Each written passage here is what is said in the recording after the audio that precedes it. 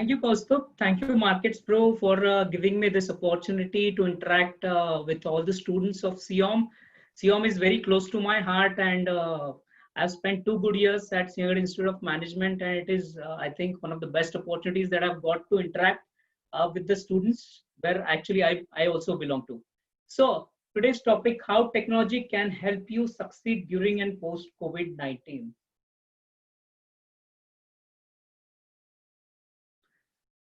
So students, what do you think what the future looks like? What will be our future, say 20 years, 25 years down the line? Can anyone predict that? I think no one can predict.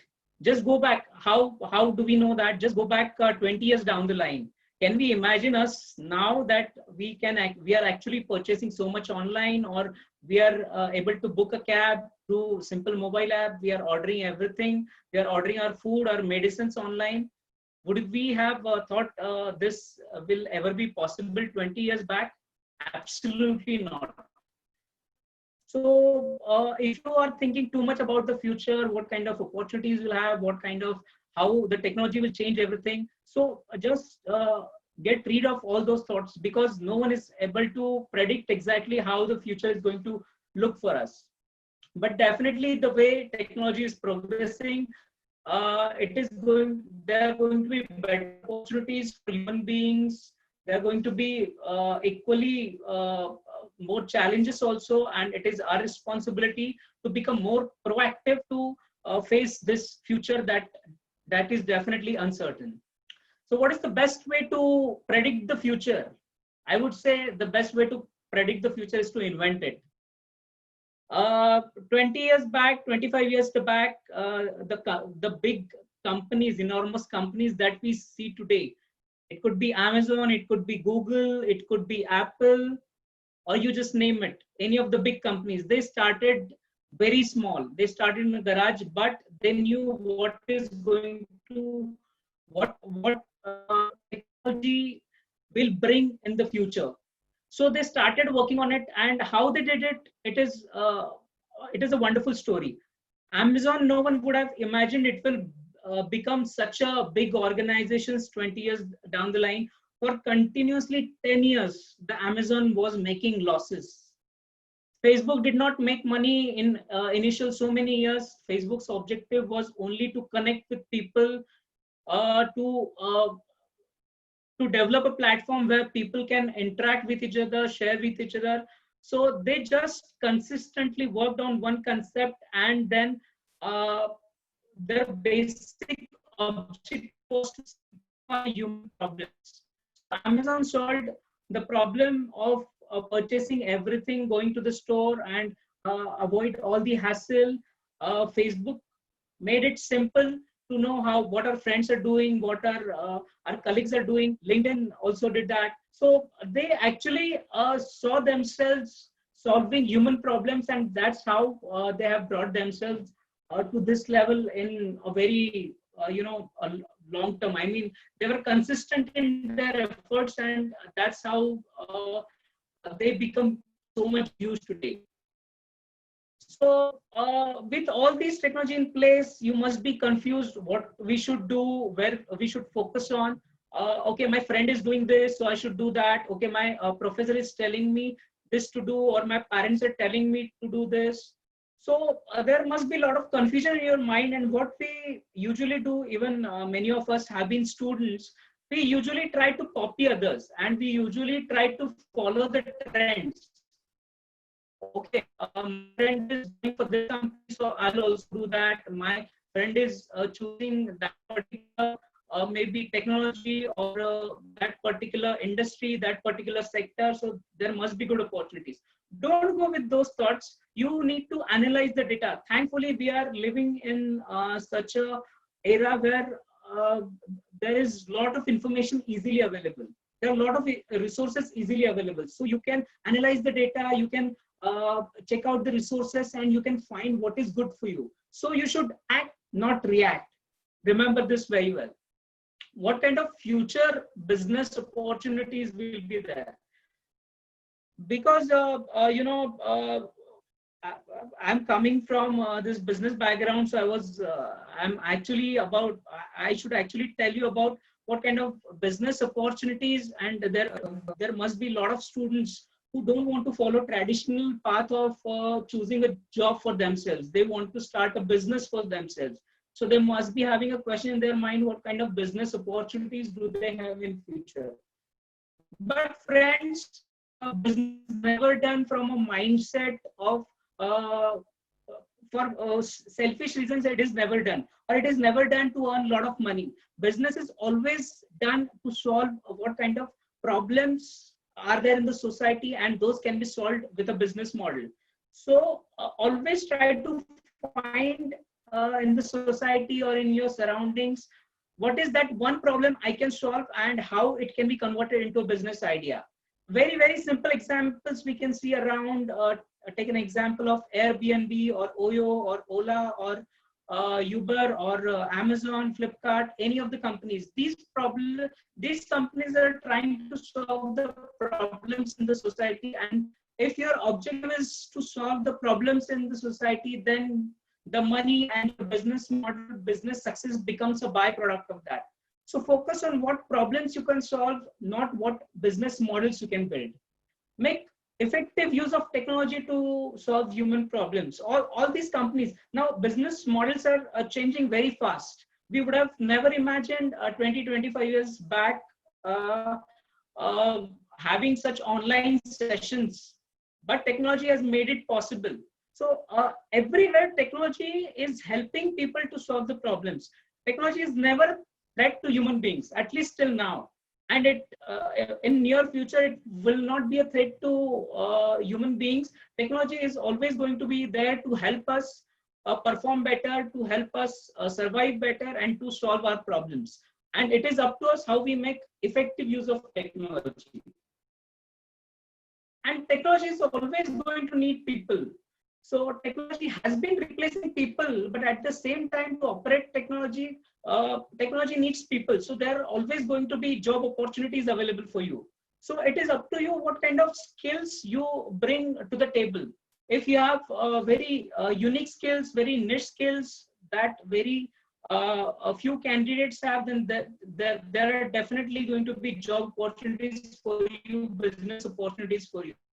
So you need to understand technology is, mm, even if it replaces people, it is always going to need people to operate it very effectively. Technology is a good slave, but a very bad master. Students, you need to remember this very well. Many times, technology is so overpowering, it is so addictive that we get lost into it. There is so much information available online, there are so many resources, and when we want to find something, when we want to find a solution to our problems, we get lost into the technology. We don't know what is good, what is a good resource, what is a bad resource, and we just get lost. It could be Netflix, it could be Facebook, it could be Instagram. All these channels can be used effectively to enhance your skills, to make you a better person. But if you get lost into the technology, it can be really harmful for you. So become a good master of technology, learn how to operate it effectively to improve your life, to improve your skills. Then it can be a very good master. But if you let the technology operate you, then it can be a very, very bad master. Remember it very well, student. Start with why. It is very important. Most of us know what we are going to do, what career we are going to choose, or how we are going to follow a career path, but very few of us know why exactly we are doing what we are doing. We need to have a very good vision for ourselves. We need to have that vision, drive that vision with a very strong value, strong purpose. We need to have very good belief system, and a daily motivation, daily drive is required to achieve our goals. So if you begin with why, then this entire process becomes very simple. Why you have chosen MBA, why you want to select a particular company, and even in future, your companies are going to ask you, why should we hire you? If your why is strong, then I think that, you will hardly struggle in your life. So make your why strong, then comes how, and then comes what. Some facts going to tell you some very interesting facts about the professional life. And if you remember these facts, again, it is going to help you a lot. First important fact, your academic excellence will not necessarily lead to your career excellence. I mean, I've seen some of my friends who have graduated from some of the top MBA universities like IIMs and so many renowned MBA universities, but still they're struggling with their job. Still, they don't have stability in their life. Why this has happened? Because academically, though they were good, there could be other reasons for that, for not achieving the success, and we will just check what are those reasons. So remember, academic excellence will not necessarily lead to your career excellence. Then you may get a good job with your college degree, but your college degree is not necessarily going to help you keep it for a very long time. If you do not upgrade yourself, you not improve yourself, the college degree, but your college degree won't help you in keeping your job for a very long time. Staying in your comfort zone and not upgrading yourself is the biggest risk that you'll ever take. Don't stay in your comfort zone. It could be technology, it could be your skills, it could be anything. It could be your working zone, it could be your city of preference for doing a job. Never stay in your comfort zone. Always, the magic always happens outside of your comfort zone. It never happens in your comfort zone. And your attitude and mindset is very, very much important than your skill set. You might be possessing really amazing skill set. You might have all the skill set that is required for doing a job really well. But if your attitude is bad, if your mindset is not correct, there's a possibility you might get fired from your job. So always give little bit more importance to your attitude and your mindset than your skill set.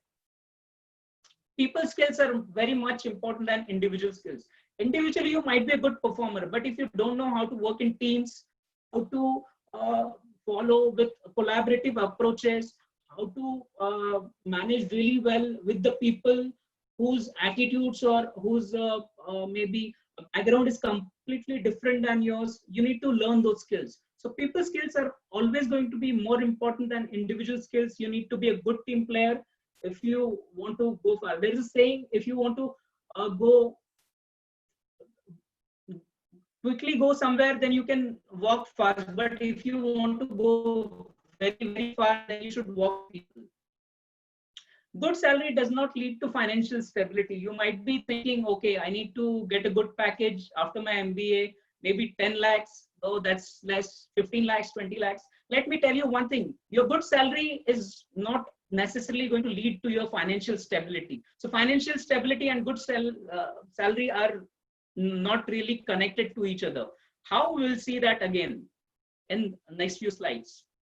So I'm going to tell you 3 intelligence that will always keep you ahead, no matter how much the technology changes or how much industry changes. If you possess these 3 basic intelligence, that will always keep you ahead in your life. First intelligence, financial intelligence. So financial intelligence or financial literacy is about how well you can manage your money. Remember one thing, there is a difference between earning money and managing your money really well. So you need to understand how you can grow and protect your hard-earned money. So earning money is one thing, but growing and protecting your money, that is another thing. So you really need to improve your financial literacy, financial intelligence, and that will really help you in managing your finances really well. So just learn basics of assets and liability, just basics of some finances. What is asset? What is liability? Asset is anything that puts money into your pocket. Liability is something that takes money out of your pocket. So for some people, even their house can be a liability for them. A car can be a liability for them. If that car or that house is causing them to spend their money, if their car or house is helping them earn their money, then that can become an asset for them. Then learn the difference between active income and passive income. Active income is something that you earn when you actually work, when you give your time to someone. That is your active income. And passive income is something when you earn when even you are not working. You can see a picture on your screen. there is a guy who has built a system to generate passive income sources for them, who is relaxing on the beach. And second person who is really working very hard, Delhi. If he does not work for a few days, if he loses his job due to such pandemic situation, then that is going to be really difficult for him. One more very emotional intelligence, Reena ma'am mentioned emotional intelligence. You need to be emotionally very strong. You need to learn how to handle your failures, how to handle your shortcomings, how to handle your moods really well. So I'm going to give you a basic structure framework to manage your emotions really well. You need to have a good self-awareness, ability to recognize and understand your emotions, moods, abilities, as well as their effect on others. Then learn to self-regulate, ability to control your disruptive behavior and disruptive impulses. Think before you act and express yourself appropriately. And then there will be an internal motivation to perform better. That goes beyond anything. It could be learning, having a happy family. So there is an internal motivation for you then. Then you learn to empathize with others. You also understand how, if someone is not behaving correctly, why is he behaving the way he is behaving? There is an empathy towards others then. And then you start developing your social skills, and then you develop your ability to manage your relationships, and you learn to build your networks. That brings us to a very important intelligence. You need to build a strong network for yourself. There is a difference between having built strong relationship and just having a social network. So how many followers you have on Instagram, or how many friends you have on Facebook, or how many connections you have on LinkedIn, that really does not matter. It really comes, or it really boils down to the basic situation. When you need someone, is that person going to be present for you? So if you really have a good strong network, and if you learn to manage your relationships very well, and if you build long-term, long-lasting relationship with other people, that is always going to be beneficial for you, no matter how much technological evolution or technological change. So network is going to be your network. Learn to develop your network and learn to develop your relationships. So let's embrace the technology with the right attitude and the right mindset. That will help us go much beyond than our expectations, than our parents' expectations, than our teachers' expectations as well. So it's if you embrace the technology in the right way and with the right attitude and mindset, I think there can be no stopping for you. Thank you so much, Kaustubh. I hope I have been able to utilize well within the time.